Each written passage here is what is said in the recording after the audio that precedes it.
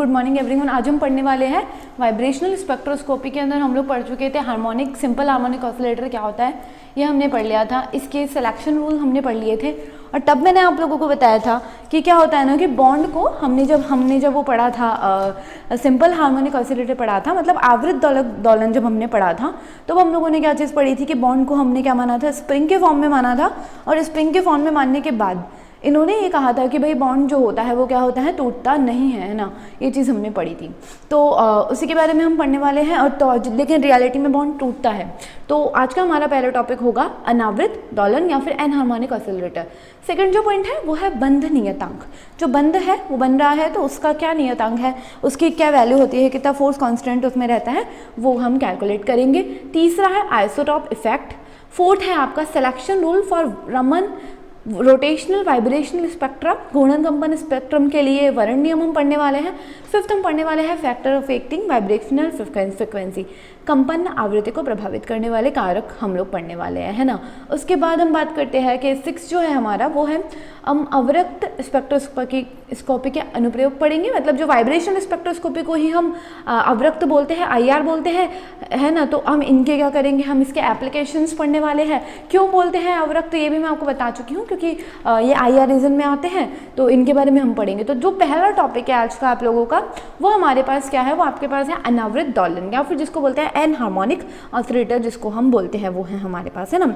तो देखो इसके अंदर क्या होता है, इसके अंदर ऐसा होता है। देखो आज हम पढ़ने वाले हैं एनहार्मोनिक ऑसिलेटर या फिर अनावृत दोलन जिसको हम बोलते हैं, हम वो पढ़ रहे हैं। देखो अनावृत दोलन से तात्पर्य ये है कि जो इससे पहले हमने आवृत पढ़ा था उसके अंदर हमने बॉन्ड को क्या माना था, स्प्रिंग के फॉर्म में माना था और कहा था कि बॉन्ड जो है उसको कितना भी खींचा जा सकता है और कितना भी कंप्रेस किया जा सकता है, हमने ये कहा था, है ना। बट रियलिटी ये है कि जितने भी विषम नाभिकीय अणु होते हैं, मतलब हेट्रोन्यूक्लियर मॉलिक्यूल्स जो होते हैं, उनका जो बॉन्ड है वो क्या होता है, टूट जाता है ना। उनको जब आप खींचोगे तो एक लिमिट के बाद वो बॉन्ड टूट जाएगा। तो इसकी वजह से उस बंध के टूट जाने पर उसकी जो ऊर्जा है, उसकी ऊर्जा में परिवर्तन होगा। जैसे कि देखो पहला वाला जो ग्राफ था हमारा, जो हमने SHO में पढ़ा था, आपको याद हो तो हमको ग्राफ इस तरीके से ग्राफ मिला था, है ना। ये डिस्टेंस थी, ये दूरी थी, दूरी बढ़ रही है और दूरी बढ़ने पर भी बंध टूट नहीं रहा है, ये आगे की तरफ इस तरीके से जा रहा है और बना हुआ रह रहा है ना। इस तरीके से था और एनर्जी इस तरीके से थी हमारी, है ना। ये बात हमने की थी। लेकिन हमने कहा कि रियलिटी ऐसी है कि भाई बंध टूट जाता है, जैसे जैसे एक सीमित ऊर्जा ऐसी आएगी, या फिर हम कहें कि एक दूरी निश्चित हमने इतनी ज़्यादा बढ़ा दी है कि वो बंध ही टूट जाएगा। और जब बंध टूट जाएगा तो ऊर्जाओं के मान में भी परिवर्तन होगा, ऊर्जा वो नहीं रहने वाली है जो पहले थी। तो इसीलिए हमें ग्राफ है वो ऐसा नहीं मिलता। कैसा मिलता है ग्राफ, देखो एक बार, देखो ये है कि भाई एक तो फिक्स मान लिया कि चलो ठीक है, हम खींचते जा रहे हैं, है ना, दूसरे मॉलिक्यूल को दूर करते जा रहे हैं, तो एक लिमिट तक तो ये मॉलिक्यूल जुड़ा हुआ रहेगा। देखो ये मॉलिक्यूल्स को दर्शा रहा है कि भाई यहाँ एक एटम है, दूसरा एटम यहाँ है, यहाँ बंध बना हुआ है, ठीक है ना। इसी तरीके से यहाँ एक एटम है, ये है, और इनके मध्य में क्या कर रहे हैं, हम दूरी बढ़ाते जा रहे हैं। लेकिन एक निश्चित दूरी के आ जाने के बाद ये जो एटम है ये चला जाएगा, ये टूट जाएगा, बंध जो है वो अब टूट जाएगा, है ना। तो ये इस तरीके से हमें इसका ग्राफ मिलता है। देखो एक निश्चित दूरी के बाद क्या हो गया है कि ये हमें कांस्टेंट मिल गया है ना। तो बंध जो है और ज़्यादा दूरी, और ये डिस्टेंस है आप लोगों की वही दूरी है ना, और ये हमारी एनर्जी है, ठीक है। और यहाँ से लेके यहाँ तक हम क्या कर रहे हैं, इनकी दूरी बढ़ाते जा रहे हैं। तो क्या हो गया, एक निश्चित दूरी के बाद जो है बंध टूट चुका है। चूंकि बंध टूट गया है, चूंकि बंध जो है वो टूट चुका है, तो उसके लिए हमारे पास इसकी पोटेंशियल एनर्जी कुछ अलग होगी, इसकी स्थितिज ऊर्जा है वो हमें अलग मिलेगी, है ना। तो वो स्थितिज ऊर्जा कितनी मिलने वाली है, तो ये हम बात कर रहे हैं। तो देखो क्या होता है इसके अंदर कि माना कि ये जो डिस्टेंस है, ये वाली जो डिस्टेंस है, इस डिस्टेंस का नाम दे दिया है हमने डी इक्विलिब्रियम, हमने इसको नाम दे दिया। डिस्टॉर्शन हो रहा है तो डिस्टॉर्शन के लिए हमने डी इक्विलिब्रियम इसको बोल दिया। और अगर हम पोटेंशियल एनर्जी की बात करें तो इसका मान आपको इस तंत्र के लिए कितना मिलेगा, E बराबर आपको मिल जाएगा DE1 माइनस एक्सपोनेंशियल की power A R equilibrium minus R की होल पावर 2 आप लोगों को मिल जाएगा, है ना। ये आप लोगों को मिल जाएगा। इसके अंदर जो आपकी डी इक्विलिब्रियम है ये तो हो गई है बंध वियोजन ऊर्जा। देखो बंध वियोजन ऊर्जा इसलिए बोले हैं क्योंकि इतनी ऊर्जा, देखो ये रहा, इतनी ऊर्जा, या फिर ये वाली कह लूँ मैं, इतनी ऊर्जा पर पहुंचने पर जो बंध है वो टूट चुका है। तो ये हमारे पास क्या हो गई है, हमारी बंध वियोजन ऊर्जा। क्यों? क्योंकि इतनी ऊर्जा तक पहुंचने के बाद हमारा बंध क्या है, टूट चुका है। तो ये हमारी हो गई है डी, यहाँ पे हो गई है बंध वियोजन ऊर्जा।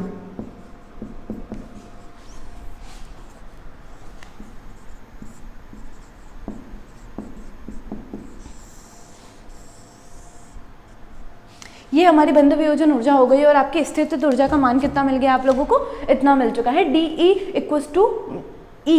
ये जो है ना, ये वाला ई है, ये पोटेंशियल एनर्जी या फिर जिसको हम स्थितिज ऊर्जा बोलते हैं उसका वाला है, ना कि एनर्जी लेवल की ऊर्जा है ना। ये ध्यान रखना, ये अणुओं की पोटेंशियल एनर्जी के बारे में एक टर्म कही है कि भाई अब जो अणु है उनकी पोटेंशियल एनर्जी कितनी होगी, E equals to D E 1 minus exponential की पावर में है, तो पावर को आप इस तरीके से लिख सकते हो, A R equilibrium minus R, मतलब इक्विलिब्रियम वो कंडीशन है जहाँ पर ये है और आर आपकी इनके मध्य की दूरी है, माइनस आर की पावर 2 जो है ये हो गया।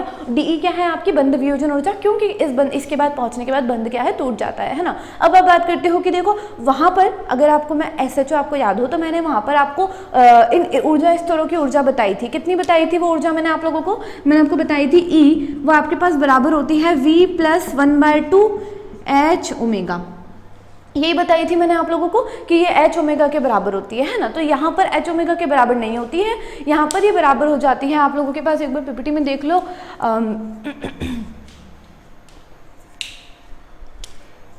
ये साथ में बराबर हो जाती है, देखना ओमेगा ई की ओमेगा ई बार या फिर H ओमेगा बोल दो, कोई फर्क नहीं पड़ता है ना।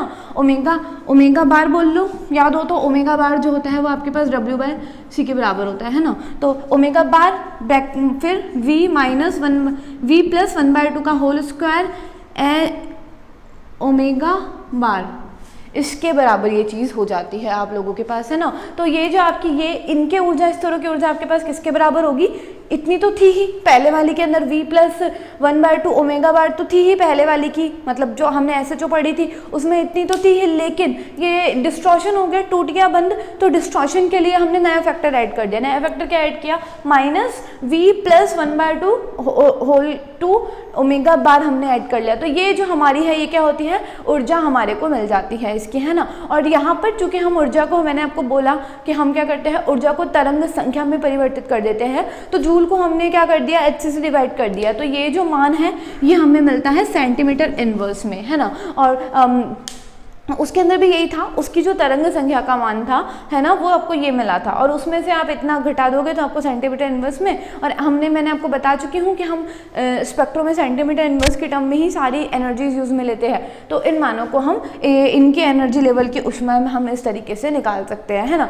उसके बाद हम बात करते हैं, जैसे आप निकाल सकते हो, देखो माना कि ये V = 0 है ना, V = 0 है तो यहाँ 0 रख लिया, यहाँ +1/2 ओमेगा बार -0 + 1/2 का स्क्वायर ओमेगा बार हो गया है ना। तो मुझे मिल गया 1/2 ओमेगा बार -2 1/4 ओमेगा बार है ना। ओमेगा बार हो गया, या फिर ओमेगा बार XC भी साथ में लिखते हैं ना, कुछ जगह XC भी लिखते हैं, तो कुछ ओमेगा बार XC आप लिख सकते हो। तो ये आपको मान मिल जाएगा है ना। तो ये यहाँ पे हो जाएगा आप लोगों के पास। तो इस तरीके से आप लोग है ना, ये वैसे है ना, सच बात ये है कि ओमेगा बार XC ही लिखते हैं है ना, लेकिन कुछ जगह पे आपको सिर्फ और सिर्फ ओमेगा बार मिलेगा, तो दोनों सही है। तो आप है ना, उसके बाद ना आप इसी तरीके से V = 0 के लिए, V = 2 के लिए एनर्जीज के मान क्या कर सकते हो, कैलकुलेट कर सकते हो है ना। उसके बाद उसका जो वर्ण नियम था वो हमें कहता था कि उसके अंदर हमारे पास डेल V का मान क्या होना चाहिए, डेल V का मान +-1 होना चाहिए। मतलब ये कि इस ऊर्जा स्तर से लेके ऐसा था उसका ग्राफ, देखो मतलब ये कि इस ऊर्जा स्तर से लेके यहाँ तक ट्रांजिशन हो सकता है, अलाउड है, हमारे पास सम्मित है, अनुमत है, और यहाँ से यहाँ तक भी ट्रांजिशन हो सकता है, ये भी अनुमत है। लेकिन फिर मैंने आपको कहा था कि इतने में अणु नहीं होते हैं, तो ये नहीं मिलता है, सिर्फ एक ही मिलता है ना। लेकिन इसका सिलेक्शन रूल अलग है। इसका सिलेक्शन रूल कहता है कि यहाँ से लेके यहाँ तक जो ट्रांजिशन हो रहे हैं है ना, इनको तो ये बोलता है मौलिक बैंड, फंडामेंटल बैंड बोलता है ना। मतलब इसके लिए रूल होता है आपके पास डेल V बराबर होता है +-1 +-2 +-3 n कितना भी हो सकता है ना, इसके लिए रूल ये है कितना भी हो सकता है। डेल वी उसमें था, SHO में था, डेल वी बराबर +-1 था, इसका रूल होता है डेल वी बराबर +-1 +-2 +-3 कितना भी हो सकता है ना। उसके बाद हम बात करते हैं कि जो पहला है, जब आप +-1 की बात कर रहे हो तो एक बढ़ गया ये वाला, तो ये हो गया हमारे पास फंडामेंटल बैंड, मौलिक बैंड है ना। दूसरा +-2 यहाँ से लेके यहाँ तक का होता है, इसको बोलते हैं प्रथम ओवरटोन, फर्स्ट ओवरटोन। फिर यहाँ से लेके यहाँ तक होता है, इसको बोलते हैं तृतीय ओवरटोन, ठीक है ना। उसके बाद बाकी होते हैं वो चतुर्थ ओवरटोन, पंचम ओवरटोन, ओवरटोन्स होते हैं। वैसे जनरली आपको कितने ओवरटोन मिलते हैं, ध्यान रखना 3 तक ही मिलते हैं, मतलब सिर्फ इतना तक का ही मिल जाता है, इससे ज़्यादा का नहीं मिलता है सामान्यतः। मतलब सामान्यतः वो मिलते भी है ना तो वो इतने हल्के मिलते हैं कि हम उनको रीड नहीं कर पाते हैं ना। तो जनरली अगर कहीं पर बोलो तो 3 तक ही मिलते हैं, बाकी जो है वो इतने लाइट मिलते हैं कि हम उनको देख ही नहीं पाते। तो ये है कि देखो पहला जो है वो 0 से 1 मिल रहा है, कौन सा है, मौलिक बैंड है, फंडामेंटल है। दूसरा फर्स्ट ओवरटोन, सेकंड ओवरटोन आप लोगों को मिल रहे हैं ना। अब हम बात कर रहे हैं कि ना उसके बाद हम बात करें, देखो ये ग्राफ कंपैरिजन में दे रखा है,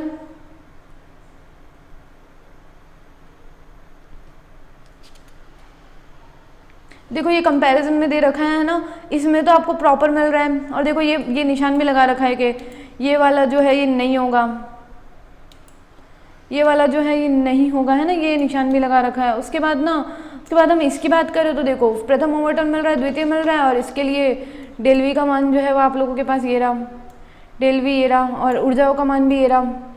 वी लिख, यहाँ पे म्यू लिख रखा है, इसको आप ओमेगा भी लिख सकते हो है ना, ये वाला टर्म ये रहा, इसकी ऊर्जा का मान हो गया। उसके बाद हम बात करते हैं, देखो उसके बाद हम बात करते हैं बल नियतांक के बारे में, फोर्स कांस्टेंट के बारे में।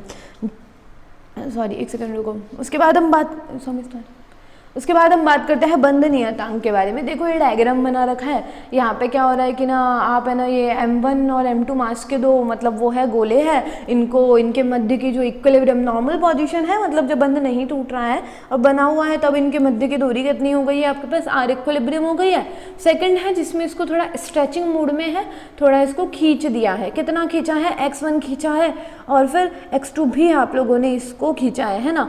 उसके बाद हम बात करते हैं कि भाई है ना तीसरा है कि आपने इसको क्या कर दिया, दबा दिया है। तीसरे डायग्राम में जो थर्ड पॉइंट है उसमें आपने क्या कर दिया, इसको दबा दिया है। कितना दबाया है, x1 और x2 आप लोगों ने दबा दिया है ना। तो हम क्या करेंगे, देखो इसके आधार पर हम क्या करते हैं, ये सरल आवृत दोलन जो रहता है आपके पास उसके अंदर हुक का नियम लगा देते हैं ना।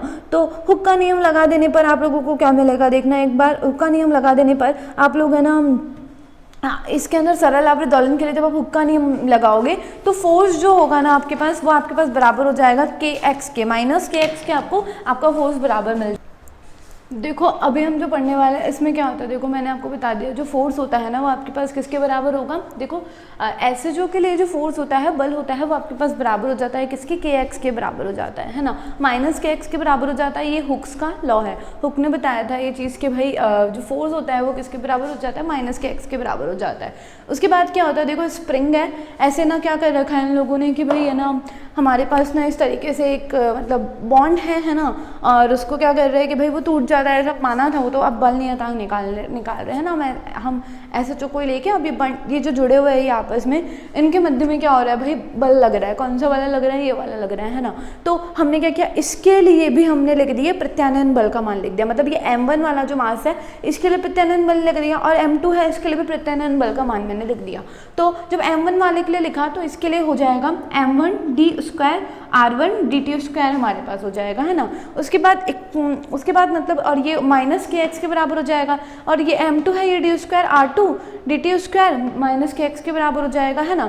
इसके बाद क्या होगा, देखो ये जो हमारे पास x है वो हमारे पास बराबर है किसके, R - RE के बराबर है ना। अब हमने एक, आपको याद हो तो मैंने आप लोगों को जब मैंने रोटेशन में पढ़ाई थी तो मैंने आपको RA और RB का मान निकालना बताया था। किसमें बताया था, जब दृढ़ घूर्णक मैंने आपको बताया था तब मैंने आपको बताया था ये इसका मान निकालना है ना। तो वैसे ही उसी तरीके से सेम ये मान आप लोगों के पास निकल के आएगा है ना। वो वाला जो मान है वो याद रखना, वही है ये R1 जो है वो M2R बट्टा M1 + M2 के बराबर है, और R2 है वो M1R बट्टा M1 + R2 के बराबर है। उसके बाद क्या किया, देखो इस R1 की जगह मैंने इसका मान यहाँ पे रख दिया है ना, ये मान रख दिया, तो M1 M2 और अंदर की तरफ R रह जाएगा, फिर M1 प्लस M2 है ये बाहर रह जाएगा और dt स्क्वायर हमारे पास रह जाएगा, माइनस के x के बराबर हो जाएगा, ठीक है ना। और इसको सॉल्व करने पे इस R2 की जगह ये वाला मान रख देंगे तो भी मुझे सेम चीज़ मिलेगी, है ना। तो इसी चीज़ को हम ले लेंगे। उसके बाद क्या किया, देखो आपका जो x है वो R माइनस एक्स के बराबर होता है। माना कि इक्विलिब्रियम से जो दूरी है, इक्विलिब्रियम डिस्टेंस जो है वो आप लोगों की 0 है, मतलब R को मैंने 0 मान लिया, तो ये जो है x है वो आप r के बराबर हो गया। x जब r के बराबर हो गया तो ये वाले टर्म में r की जगह मैं x लिख सकती हूँ, तो मैंने यहाँ पर r की जगह x लिख दिया। उसके बाद ये माइनस के x के बराबर हो गया। और आपको मैंने उसी में, जब मैंने आपको दृढ़ गुणक पढ़ाया था और मतलब वो पढ़ाया था, आप लोगों के पास रिजिड रोटर पढ़ाया था, तब मैंने आपको बताया था सामान्य द्रव्यमान क्या होता है। सामान्य द्रव्यमान म्यू जो होता है वो m1 m2 बटा m1 प्लस m2 के बराबर हो जाता है। तो ये म्यू यहाँ पे लिख दिया, डी स्क्वायर एक्स बटा डी टी स्क्वायर बराबर हो जाएगा माइनस के x के बराबर हो जाएगा, है ना। इसके बाद क्या किया है, देखो ये लिख देने के बाद मैंने क्या किया, इस म्यू को मैं यहाँ से नीचे की तरफ लेके चली गई, तो मेरे पास क्या मिलने वाला है,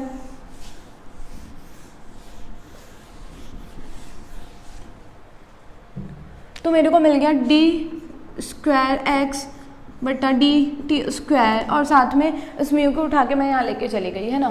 तो मेरे को मिल गया माइनस के बटा म्यू एक्स हम लोगों को मिल गया, है ना। उसके बाद क्या किया है लोगों ने कि हमारे पास होता है जो हमारे पास जो ये जो होता है, ये म्यू जो होता है, मतलब इसको बोलते हैं न्यू बोलते हैं। न्यू जो होता है वो हमारे पास रूट के बाय म्यू के बराबर हो जाता है ना। तो इसकी जगह मैं ये लिख के बाय म्यू की जगह मैं क्या लिख सकती हूँ, मैं न्यू के स्क्वायर लिख सकती हूँ, है ना। तो मैंने क्या किया, यहाँ पर वो लिख दिया, तो मेरे को मिल जाएगा डी स्क्वायर एक्स बटा डी टी स्क्वायर बटा माइनस न्यू का स्क्वायर एक्स मुझे मिल गया, है ना। उसके बाद क्या किया, मैं इसको उठा के इधर ले जा सकती हूँ, तो डी स्क्वायर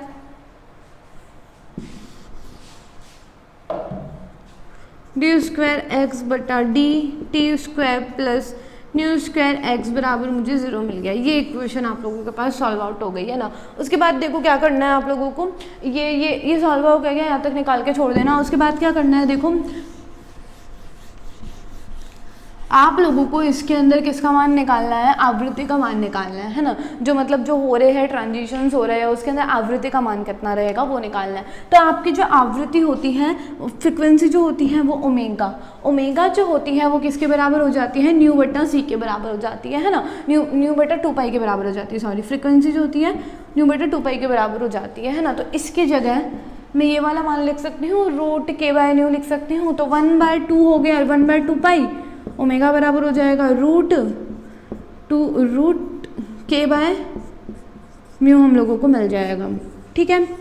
उसके बाद मैं आप लोगों को एक और चीज़ बता दूं, हम आवृत्ति यूज़ में नहीं लेते, हम हर जगह सेंटीमीटर इनवर्स वाली वैल्यू यूज़ में लेते हैं, मतलब तरंग संख्या को यूज़ में लेते हैं। तो इसका मतलब ओमेगा बार जो है वो ओमेगा बाय सी के बराबर हमको मिल जाएगा। तो मैं इसमें सी का भाग दे दूँ तो 1/2 पाई सी रूट के बाय म्यू हमें मिल गया, सेंटीमीटर इनवर्स में हमें मिल गया। ये हमारे पास क्या हो गया, हमारी तरंग संख्या का मान हो गया, ये हमारी फ्रिक्वेंसी का मान हो गया, है ना। तो ये हो गया आपको बल नियतांक सॉल्व, है ना, कुछ ठीक है ना। उसके बाद हम बात करते हैं नेक्स्ट समस्थानिक प्रभाव के बारे में। समस्थानिक प्रभाव के अंदर देखो क्या होता है,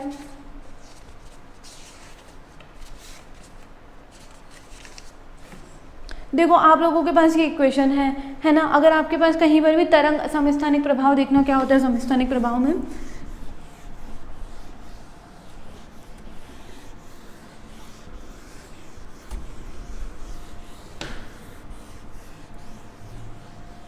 देखो समस्थानिक प्रभाव में क्या होता है, ये इक्वेशन है। माना कि आपको किसी के लिए तरंग संख्या का मान पता है, रीडिंग आपने ले ली है, तरंग संख्या नोट करते हैं, इसका मान आपको पता है, ठीक है ना।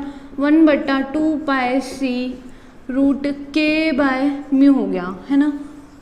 म्यू क्या होता है पता है आप लोगों को, म्यू जो होता है वो आपके पास बराबर हो जाता है m1 m2 बटा m1 प्लस m2 के बराबर हो जाता है, ठीक है ना। ये हो गया, माना कि ये हमने बात कर दी कार्बन 12 और O16 के बारे में बात कर दिया ना। दूसरा समस्थानिक मैंने ले लिया है, कार्बन 13 ले लिया है, O16 ले लिया है ना। तो इसके लिए ओमेगा बार का मान लिख दिया, ओमेगा बार 1 ओमेगा बार 2 हो गया ये, है ना। और 1/2 पाई सी रूट के बाय म्यू टू हो गया, ये म्यू वन हो गया, ये म्यू टू हो गया, है ना। ठीक है, समझ लो इन चीज़ों को। देखो क्या है, टू पाई कॉन्स्टेंट है, 2 पाई से 2 पाई कॉन्स्टेंट कैंसिल हो गया, सी हमारे पास कॉन्स्टेंट है, कैंसिल हो गया, के हमारे पास बल नियतांक है, इससे कैंसिल हो गया, है ना। तो हमें फाइनली क्या मिल गया, फाइनली इसके लिए हमें मिल गया ओमेगा वन बार हमें मिल गया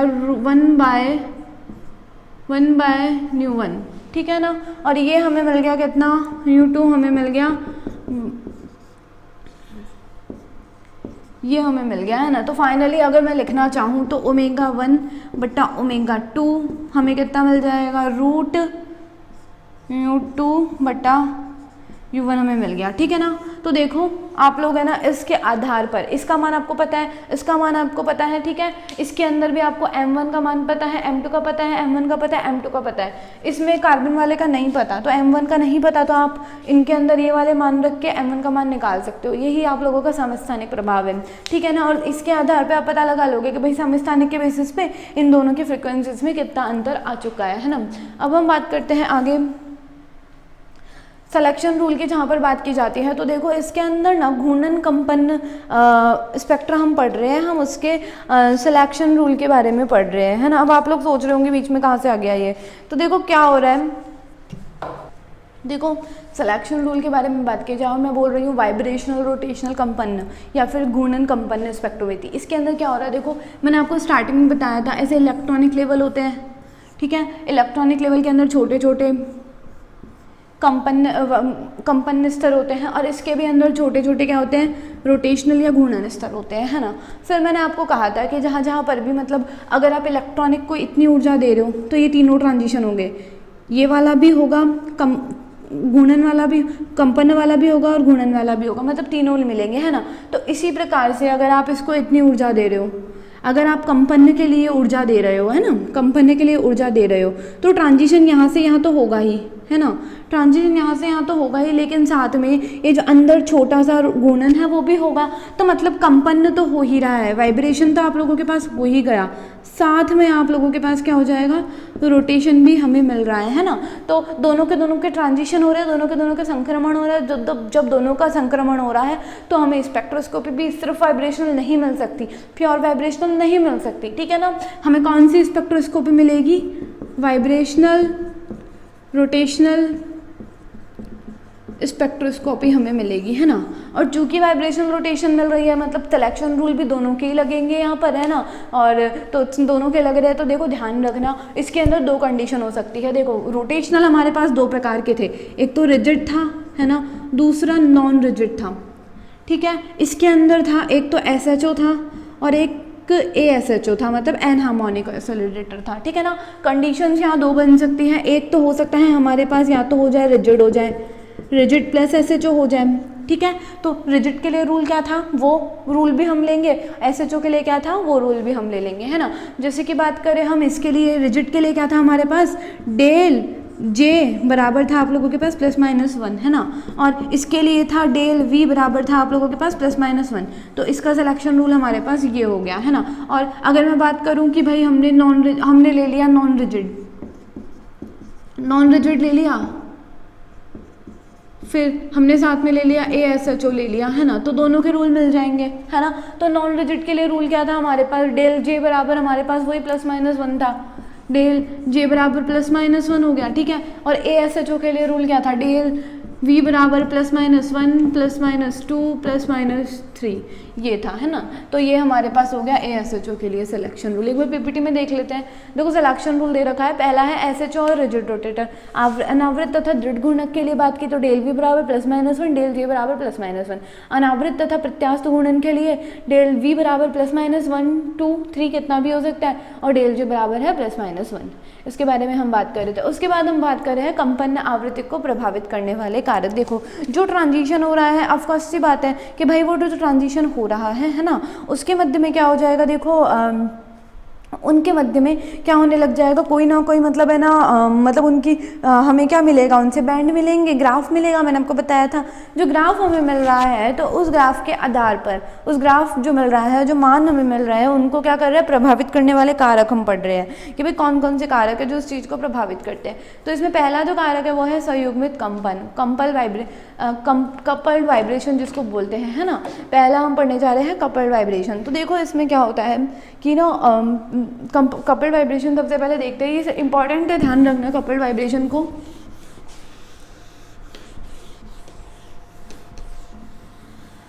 वाइब्रेशन के अंदर हम किसकी बात कर रहे हैं, वाइब्रेशन किस में हो रहा है, बॉन्ड में हो रहा है ना। तो बॉन्ड के बारे में हम बात करेंगे, है ना। तो देखो क्या होता है कि माना कि कहीं पे CH2 है, ये है हमारे पास, है ना, CH2 है, CH2 ऐसा रहता है, CH2 है ना।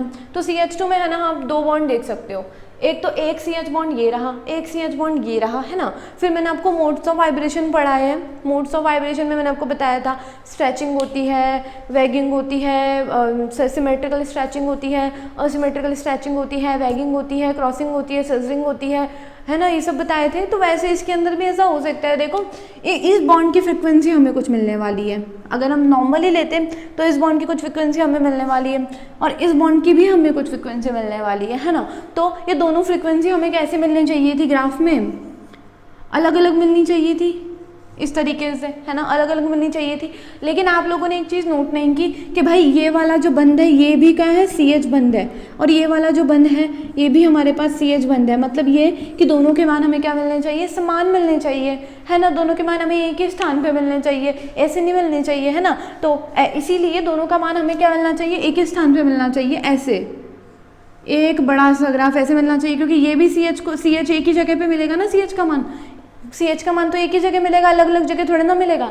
तो वैसे हमें एक ही मिलना चाहिए, लेकिन रियलिटी में ये मान ऐसा नहीं मिलता, एक मान नहीं मिलता, ये गलत है। हमें कैसा मिलता है पता है, ऐसे करके, ऐसे छोटे छोटे ना दो अलग अलग ग्राफ में हमको मिल जाता है, एक थोड़ा कम मिलता है और एक थोड़ा सा ज़्यादा मिलता है। तो इसका रीज़न बताया इन लोगों ने, इन्होंने ऐसे कहा कि ये जो वाइब्रेशंस हो रहे हैं ना इसके अंदर, इसमें क्या हो रहा है कि भाई एक तो है ना, वो माना कि भाई ये तो स्ट्रेचिंग कर रहा है, ये तो यहाँ खींच रहा है, कम लंबा हो रहा है, ये तो मतलब ये तो हो गया आपके पास लंबा, है ना, और ये छोटा रह गया। तो अब ये अलग मान देगा, बॉन्ड की स्ट्रेंथ अलग है, बॉन्ड की स्ट्रेंथ पे तो डिपेंड करेगा हमारा वाइब्रेशन, है ना।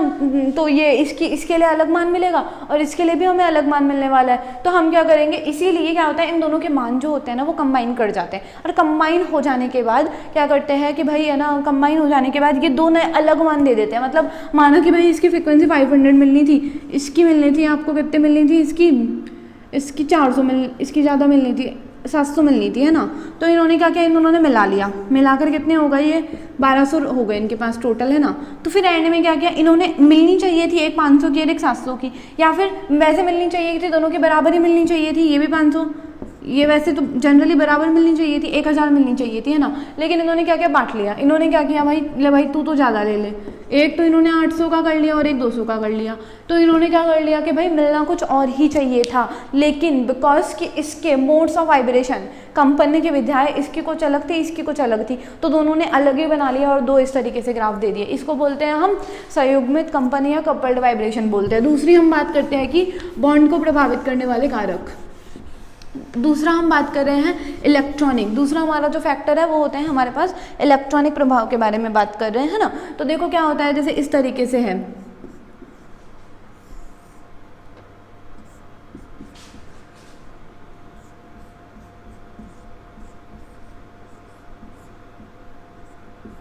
ठीक है। अब आप लोगों से पूछा जाए कि CO बैंड के लिए ये भी CO है, ये भी CO है और ये भी CO है, तो इनके लिए दो सबके लिए हमें फ्रीक्वेंसी सेम मिलनी चाहिए, लेकिन ऐसा नहीं होता। इसके लिए हमें फ्रीक्वेंसी मिलती है 1720 के आसपास, इसकी मिलती है 1710 के आसपास और इसकी मिलती है 1700 के आसपास। मतलब फ्रीक्वेंसी जो है वो यहाँ से लेके यहाँ तक कम होती जाती है। क्यों कम होती जाती है, देखो ये तो प्योर डबल बॉन्ड है, ठीक है ना, वो डबल बॉन्ड है, लेकिन यहाँ पे अनुनाद आ गया तो ये बॉन्ड यहाँ गया, ये बॉन्ड यहाँ गया, है ना। तो बॉन्ड पहले डबल था, अब थोड़ा सिंगल हो गया तो फ्रीक्वेंसी कम हो गई। उसके बाद ये यहाँ से यहाँ गया और ये यहाँ से यहाँ गया और ये और ज़्यादा अनुनाद है इसके अंदर, तो और ज़्यादा अनुनाद की वजह से इसका मान हमें और भी कम मिल गया। उसके बाद हम बात करते हैं हाइड्रोजन बंध। हाइड्रोजन बंध के बारे में ध्यान रखना, जहाँ जहाँ हाइड्रोजन बंध बन जाएगा है ना, वहाँ वहाँ क्या करेगा, वो बॉन्ड की क्षमता को कम कर देगा। बॉन्ड की क्षमता को कम कर देगा, इसका मतलब बॉन्ड की जो फ्रीक्वेंसी है वो क्या हो जाएगी, कम हमारे पास हो जाएगी। हाइड्रोजन बॉन्ड की फ्रीक्वेंसी को कम कर देगा। उसके बाद बंध कोण, देखो जैसे जैसे बंध कोण कम होता जाता है ना, जैसे बंध कोण कम होता जाता है, मतलब जैसे कि 120 आपके पास मिलता है sp2 पे मिलता है ना, इससे कम हो गया, मतलब 109 हो गया, 104 हो गया, कुछ भी हो गया, तो 109 से यहाँ तक जाने पे या sp की तरफ गति कर रहा है, मतलब s कैरेक्टर बढ़ता जा रहा है ना। s कैरेक्टर बढ़ने का मतलब होता है कि बंध की जो सामर्थ्य है, बॉन्ड की जो स्ट्रेंथ है वो बढ़ती जा रही है। बॉन्ड की स्ट्रेंथ बढ़ रही है, इसका मतलब उसकी फ्रिक्वेंसी भी ज़्यादा होती जाएगी, ठीक है ना, ये हो गया। उसके बाद हम बात करते हैं कि इसके उपयोग के बारे में हम बात कर रहे हैं कि ये किस काम का है ना। तो देखो अवरक्त स्पेक्ट्रोस्कोपी के अनुप्रयोग के बारे में बात करें तो ये होता है सबसे पहला यौगिकों के क्रियात्मक समूह का निर्धारण व संरचना का निर्धारण। देखो इससे क्या होता है, देखो आपको फ्रिक्वेंसीज मिल रही है ना, तो माना कि भाई कहीं पे आपको मिल रहा है ये बॉन्ड 1720 मिल गया, तो आप बता सकते हो कि उसमें ये कार्बोनिल ग्रुप है, कीटोन ग्रुप उपस्थित है, ये आप बता सकते हो है ना। तो इस प्रकार से हम क्या कर सकते हैं, ये किसी भी कंपाउंड के बारे में हम क्या कर सकते हैं, संरचना का पता लगा सकते हैं। जैसे कि आपको अभी मिल गया, देखो कपल्ड वाइब्रेशन बताया, ऐसे दो पास में दो पिक मिल गए ऐसे, ठीक है ना। तो आप जानते हो कि भाई कपल्ड वाइब्रेशन की जो पिक है ना वो 950 पे मिलती है और एक थोड़ा कम पे मिलती है ना, तो आपको पता है, तो आप पिक देख के बता दोगे कि भाई ये तो वो कपल्ड वाइब्रेशन वाली है। कपल्ड वाइब्रेशन वाली है मतलब उसके पास क्या होगा, CH2 उपस्थित होगा, समझे। तो इस तरीके से हम और अलग अलग मान दे रखे, पूरी सारणी है बुक के अंदर, आप देखोगे तो आपको पता चलेगा कि भाई उन मानों के आधार पर आप पता लगा सकते हो कि कौन सी होगी। उसके बाद बंध का बंध नियतांक ज्ञात करना। देखो सिंपल सी बात है, बंध नियतांक आपको पता ही लग रहा है, जितना ज़्यादा इसका मान है, बंध जितना ज़्यादा स्ट्रॉन्ग होगा उसके फ्रिक्वेंसी का मान उतना ज़्यादा आ रहा है, इसका मतलब उसके बंध नियतांक का मान भी अधिक होगा।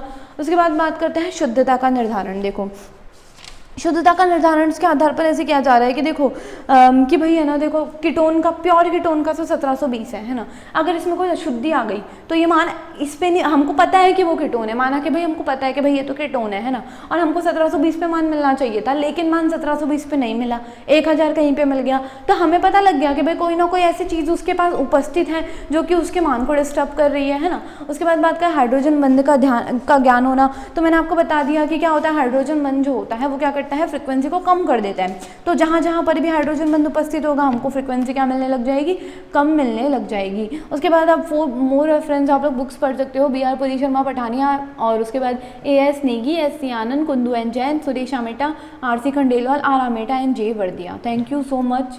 फॉर मोर डिटेल आप लोग हमारे फ़ोन नंबर पे और ईमेल एड्रेस पे कांटेक्ट कर सकते हो।